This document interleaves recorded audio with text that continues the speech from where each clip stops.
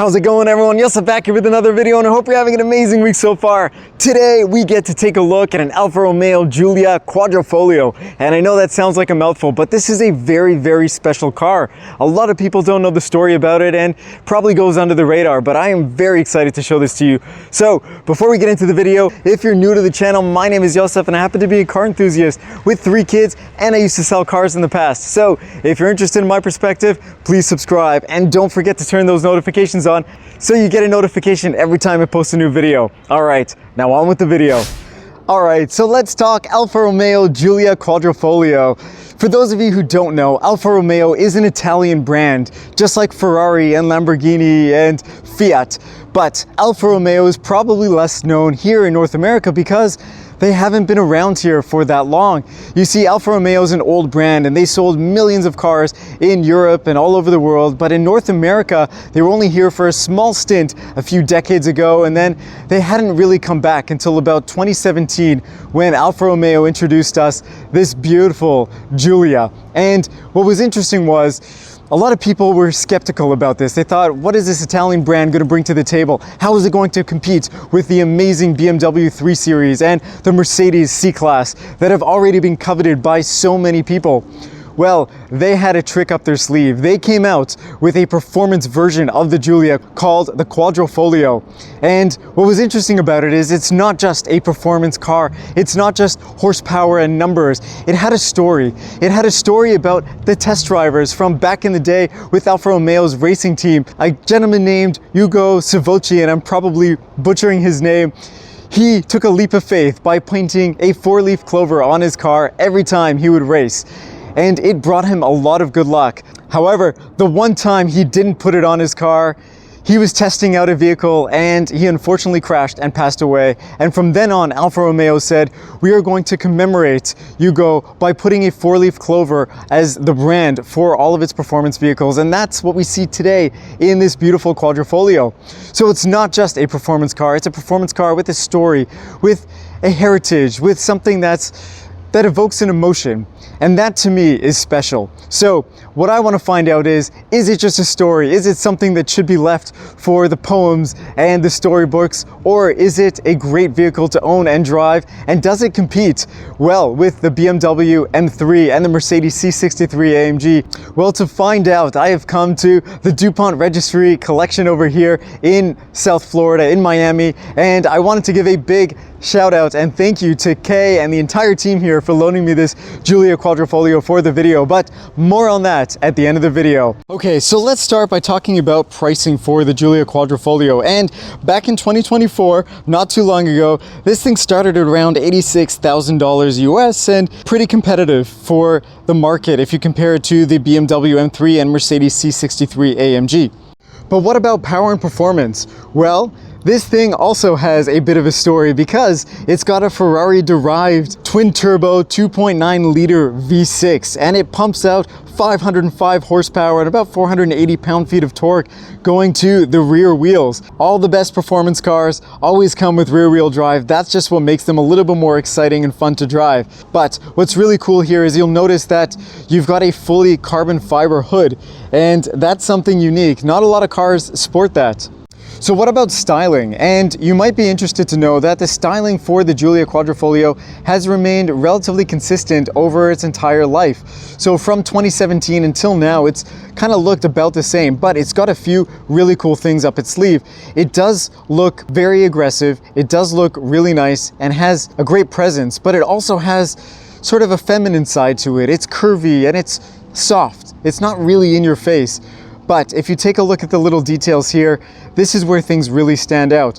On the front fascia, you've got, of course, Alfa Romeo's beautiful grille design, sort of that triangle shape, and you've got these really cool looking headlights that have been revamped for the updated model year. And if you take a look a little bit lower down, not only do you have this big wide open area for the grille, you also have some really cool carbon fiber details for the front splitter. It's sort of a trend for this vehicle. We've got some more of it on the side skirts, we've got some more of it on the mirror caps, and the entire interior is sort of peppered with carbon fiber, which is so cool and just makes this thing stand out and make it feel a little bit more special than just your average normal compact luxury sedan. Some other cool things to note, we've got these really interesting vents on the hood that are functional. They help dissipate some of the air from the engine, which adds a lot of functionality to this hood. A lot of manufacturers put these fake vents on cars and they look very cool, but they don't actually do anything.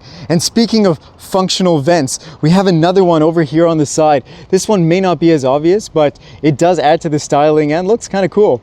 Taking a look at the side profile of the Giulia Quadrifoglio, again, a very simple car. It's very Italian, very curvaceous, no big spoilers and things jutting out, but we do have some really nice details here. If we take a look at the wheels, these are absolutely beautiful. I know they're a bit controversial, not everybody likes them, but I think they look so cool and they're so Italian and a little flamboyant. But what I also love is the fact that we've got these painted brake calipers with the Alfa Romeo script. Again, that just adds a little bit more excitement and some coolness to these wheels. And if you take a look at the brake discs, they are drilled and ventilated. You can also get this with carbon ceramic brakes, but for most people, these steel drilled ventilated ones are probably good enough. And moving to the back end of the Giulia Quadrifoglio, again, you've got a very unique design back here. Rather simple, but it does look really nice. I love the taillights. They look kind of cool and have an aggression to them, but again, not overly so. And I love the fact that we've got this little carbon fiber spoiler back here. Again, nothing too in your face and showy, but if you notice it, that's the stuff that makes this thing look and feel a little bit more special. And taking a look a little bit further down, you'll notice you've got a very aggressive rear diffuser. Most vehicles, even performance vehicles in this price range, don't have something so aggressive back here. This really shows how serious this is as a performance vehicle, and that just helps with the overall aerodynamics and keeping it stable when you're driving around a track. And of course, you can't forget about those quad tailpipes. They're so cool, and they're offset, so they're not just sitting in a perfectly straight line. They just add a little bit more drama to the back here, and they're not just for show. They sound amazing. Take a listen.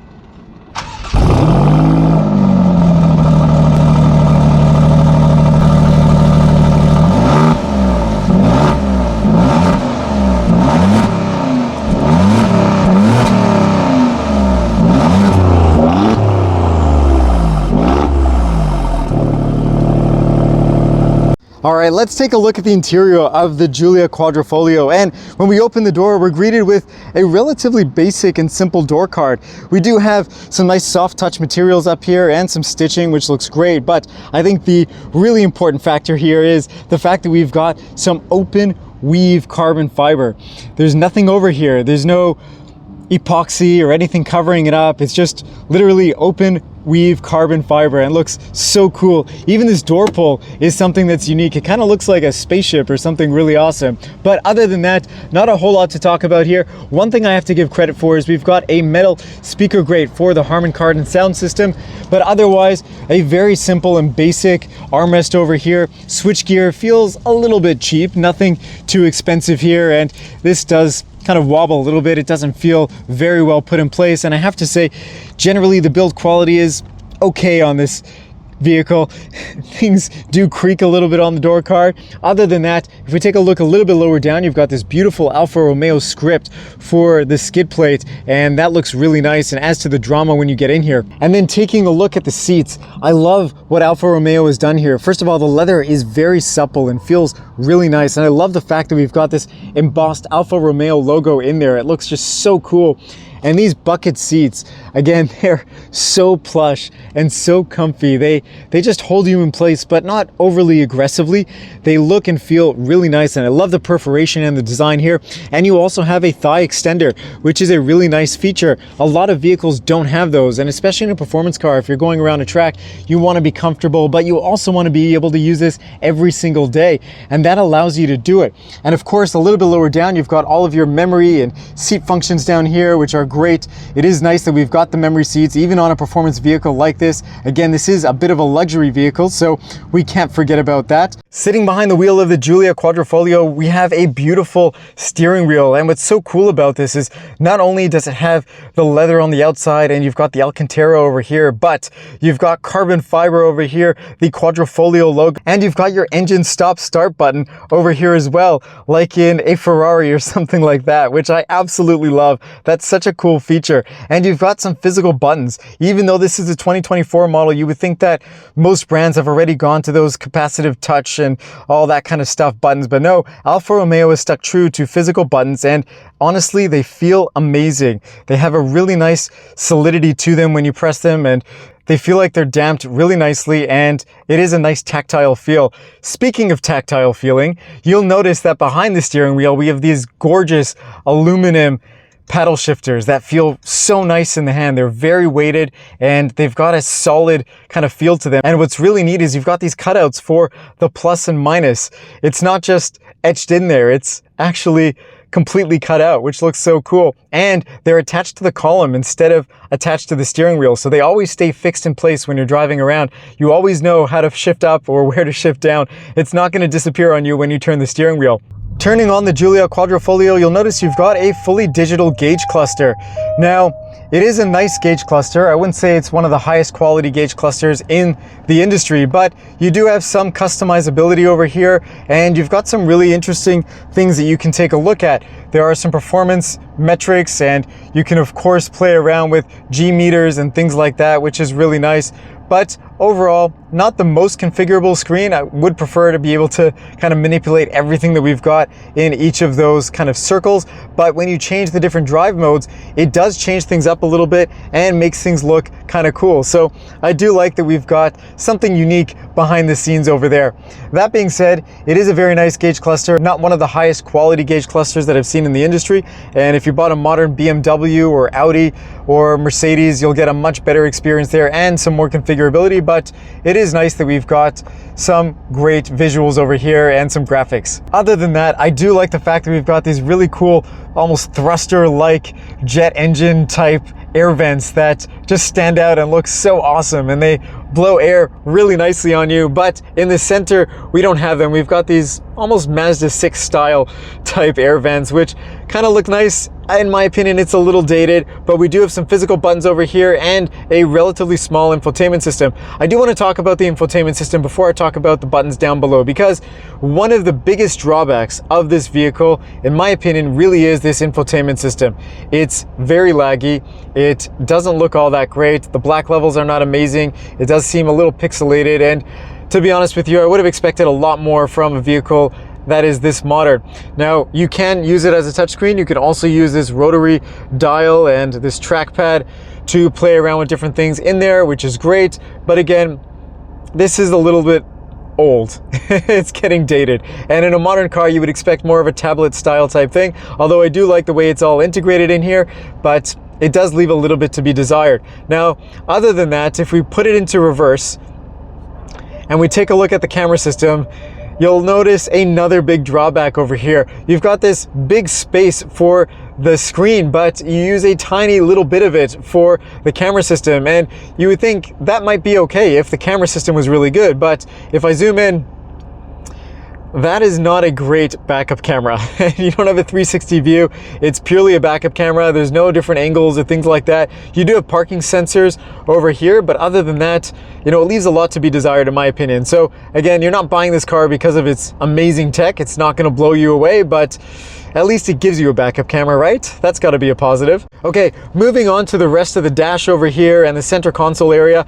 I mentioned that we've got these physical buttons, which is really nice because it allows you to very easily change the temperature and your climate control stuff. I love the fact that we have it here. You've got your heated steering wheel and heated seats. And I have to say, these rotary dials feel really substantial. They feel kind of meaty and luxurious, and that is a really nice thing because the interior here is kind of a mixed bag of materials, but at least that feels really great when you touch it. You've got a little storage over here. You've got some more carbon fiber going around your cup holders and the whole center console. And again, this is open weave carbon fiber. You can feel the texture, which is so cool.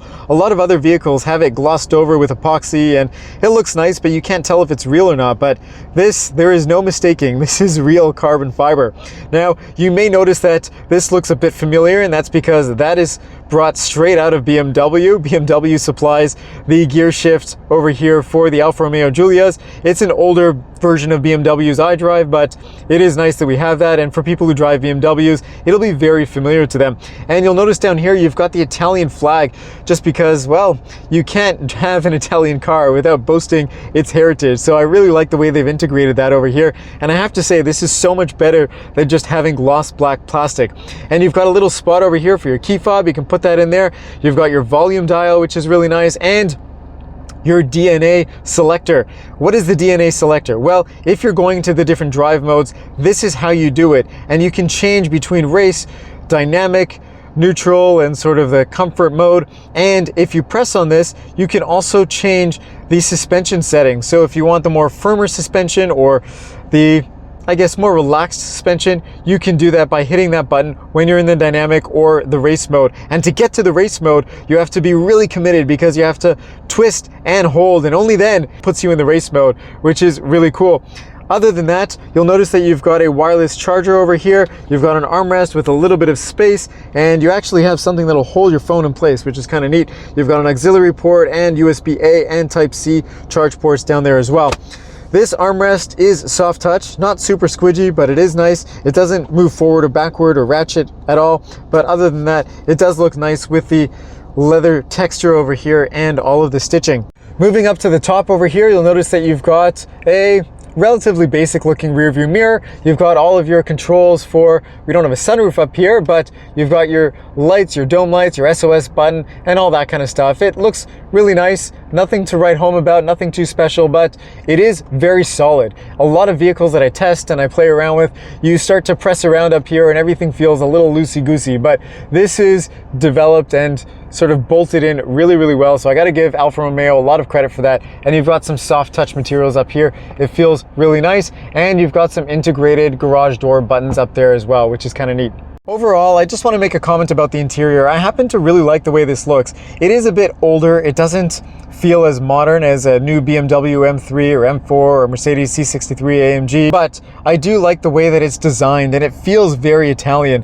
There's a lot of plastic in here and some mixed materials, but things are generally put together really well. It doesn't feel like things are moving around very much, and I happen to really like the swooping dash over here and the open grain carbon fiber. I think that just feels so cool, or open weave I should say. But it is a relatively small interior, and I think they've done a nice job packaging everything. It would be nice to modernize this a little bit and give us something a bit more updated, but other than the infotainment system, I think it's a really cool looking interior. And again, it sort of is more form over function. It tells you that you're buying this car to drive and to experience, as opposed to all the new modern designs and tech and all that kind of stuff. Okay, moving to the back seat area of the Giulia Quadrifoglio, and you have to remember this is a compact sedan, so space back here is going to be a little bit tighter than what it might look like on the outside. But if we take a look back here, we still have soft touch materials, which is very nice. They haven't cheapened out. The same stitching and open weave carbon fiber over here. The one cost cutting measure is this tweeter now is plastic instead of that really nice metal aluminum look, and the same thing goes with down here, still very plasticky, but we do have some soft touch for the armrest here, the same sort of window buttons over there. But if we take a look at the back seats here, you'll notice you've got the same beautiful leather that we had in the front, the same stitching. You don't have the embossed logo for Alfa Romeo, but we do have the same perforated, really nice leather seats back here, and these are super comfortable, and I really like the way that they're designed. They kind of sink in at the bottom a little bit, and they contour back here, so you're not missing out on some of that luxury just by sitting in the back seats. And that's important because you're going to take this thing on the track and drive spiritably, and you can take your kids because you've got these really easy access isofix points down here, which is very helpful. You also have a nice pull down armrest, nothing too special over here, soft touch and squidgy back here, and some cup holders, which is very nice. And this is a pass-through. You can actually fold this entire middle section down, so it adds to the practicality, which is something that's very important if you're going to use this as a family vehicle and a daily driver. A couple things to note back here. You may notice you've got this carved out spot for the front seats, so the backseat passengers have a little bit more knee room. This is plastic. It would have been nice for this to be something a little bit of higher quality material, but I know that you can get these seats in carbon fiber, which looks so cool. We don't have them optioned here, unfortunately, but it does give you a little bit more leg room by not having that. You've got a little bit of netting back here, and you've got our air vents and climate controls back here with heated seats for both the passenger seats on the edges, which is very nice to have. You wouldn't always expect that for something like this, but it is nice that we have it. And the funny thing is, this kind of looks like that robot from the TV show Futurama. Let me know if you think so or not, but I think that just looks so funny, and that's what I am reminded by every time I look at it. Other than that, the backseat area for the Giulia Quadrifoglio is quite nice. It has surprisingly a lot of room back here for a compact sedan, but again, it is relatively basic and dark. You don't have anything really exciting to write home about, but those seats are really nice, and I like the way they didn't cut too many corners back here in terms of build quality and materials. Moving to the cargo area and trunk of the Giulia Quadrifoglio, we open that up and you'll notice that you actually have quite a large trunk back here. Even though this is a relatively small car, you've got quite a lot of space, and the load area is nice. You've got a big open space here to load things in. It's not just a tiny little opening and then a big deep trunk, but you've got a lot of space back here, some clever little cutouts for some cubbies. You can open this up and have a little bit more storage back here. There isn't really anything under the load floor, unfortunately, but you do have, again, this split folding back seats, and the center area folds down independently, so you've got an option for putting really long items back there, and you can keep those car seats in place and take your kids out on a nice little road trip. And to lower those seats, you have this pull tab back here, so if you pull that, they'll just fold flat. It's not electric or anything like that, so it'll just pop it down and then you have to manually lift it up. But it is nice that we have that, so you don't have to go around and pull them down individually from each side. Other than that, not a lot to talk about back here. I know what you really want to see, which is exactly what I want to experience. How does this thing drive? So let's close the trunk and let's go for our drive. Okay, so how does this thing drive? Well, let's find out. First of all, you got to turn it on, and I love the fact that the engine start stop button is on the steering wheel. That is the coolest thing. Just for that, this car is worthwhile buying. And this has a bit of a dark interior. We don't have a sunroof, which I'm sure a lot of car enthusiasts will say is much better because it doesn't add weight and there's no opportunities for leaks coming through the roof. But I'm a sunroof guy, so we're gonna gloss over that, put ourselves in drive, and I'm gonna start off actually getting us in the race mode, because if we're gonna take this thing for a ride and we really wanna experience it, we should put it in the race mode. All right, we're in race mode right now. Let's see how this thing drives.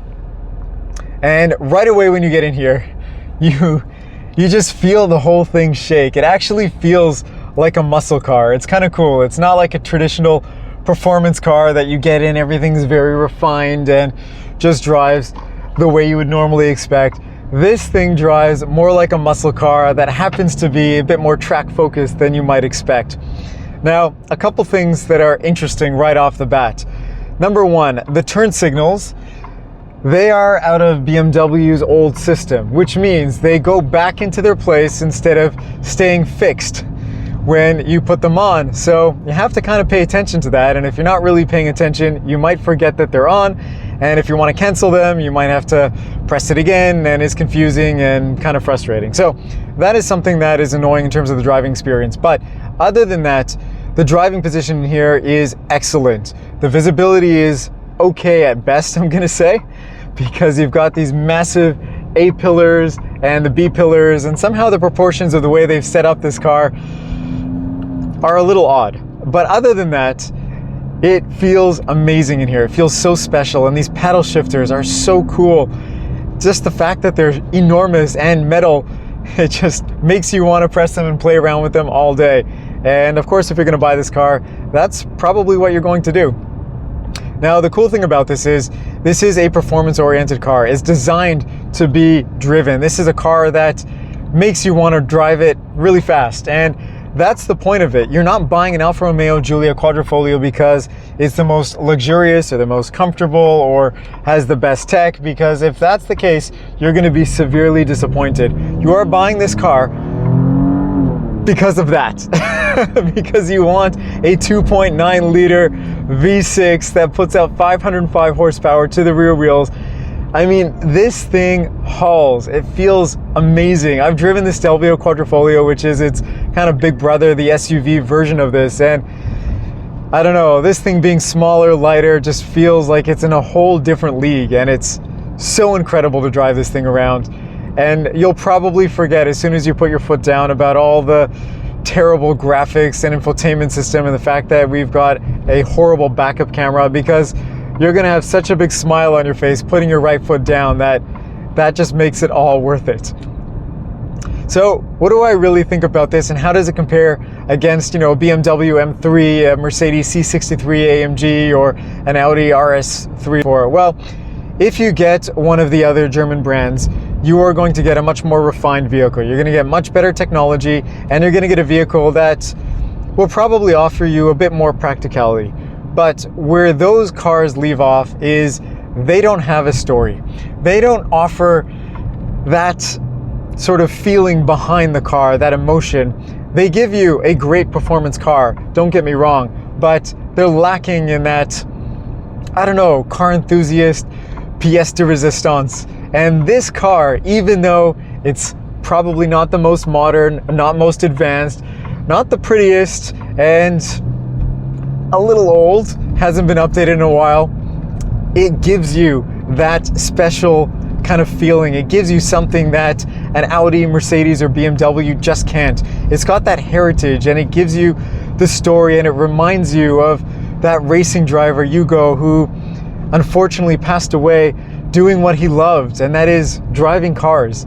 And that to me just kind of sums this car up. You buy this car because you want something special, something different that nobody else has, and you want something that's going to make you want to drive it, something that's going to make you feel special every time you get in it. This does it. And truthfully, I don't think there's anything else on the road that gives you quite an experience like the Giulia Quadrifoglio. And honestly, if it were my money, I'd be buying one of these. I have to say one other note, because Alfa Romeo is not known to be a reliable brand. Now, I've spoken to owners of Giulia Quadrifoglios and Stelvio Quadrifoglios, and they've told me that their vehicles have actually been very reliable, and that's a surprise. So the parts are going to be expensive, yes, but in terms of reliability, it's not as scary as you might think getting into one of these. So if you're put off because you're scared of the Alfa Romeo brand being terribly unreliable, don't. Go buy it, go enjoy it before you can't buy them anymore. And I've heard that there might be a new version coming up, so we'll have to wait and see if that actually happens. But in the meantime, this is a phenomenal car. It's so much fun, it's so nice. And I have to say, as a daily driver, this is something you could absolutely use. I mean, the fact that you've got these really comfortable seats, they hold you in place, they're great for the track, but they're also superbly comfortable, and the driving position is excellent, and you've got enough room in the back seat and a big trunk, and you know, all the other stuff that you would normally need for driving around a car every day. But you also have that 500 horsepower, and you've got that exhaust note from the V6 that's Ferrari derived, and you've got all the really cool carbon fiber details and all of that stuff that just adds up to being a really, really awesome car. So let's take this around the block again. Let's open it up a little bit so we can hear that V6 wail a little bit and enjoy that performance, and then we'll take this thing back.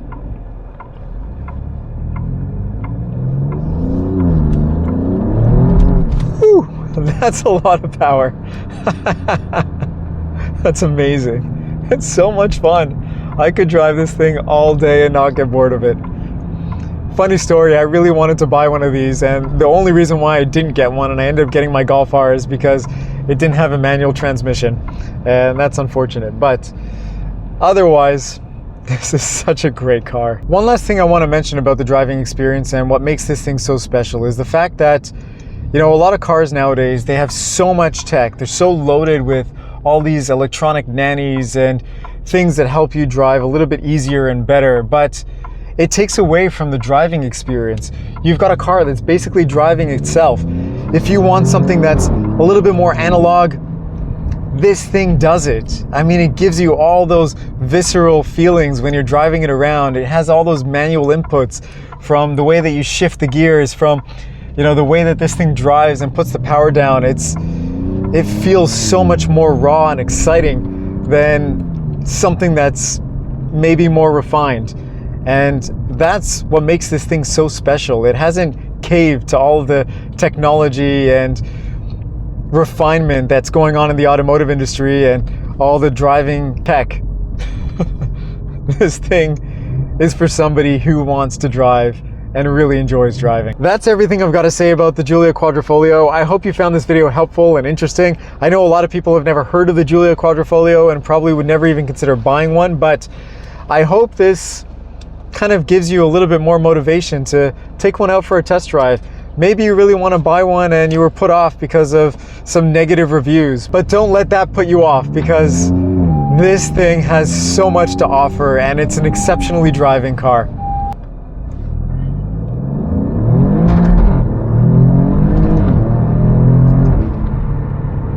Woo! Listen to that. Listen to those shifts.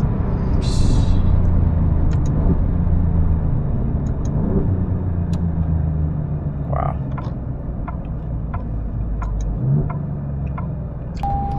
Now, if you're interested in this particular Giulia Quadrifoglio, I mentioned that this was loaned to me from the amazing folks at DuPont Registry. And if you're interested in this, you can go out and actually buy it today from their website. So go reach out to Kay, go reach out to the team at DuPont Registry. I'll put a link in the description below with their information, and go take this thing out for a test drive or go buy it and own a really amazing vehicle and a piece of history when it comes to the automotive racing world. And other than that, it's a wonderful experience. Thank you again to Kay. Thank you to the entire team at DuPont Registry for loaning me this car and letting me take it out for a spin. It's huge fun and I truly, truly enjoy it. And again, I hope you guys get to go and visit the folks there and buy something from them, because they're great people. So thank you again so much for watching. I really appreciate it. And I hope you have an amazing rest of your week, and I'll catch you in the next video.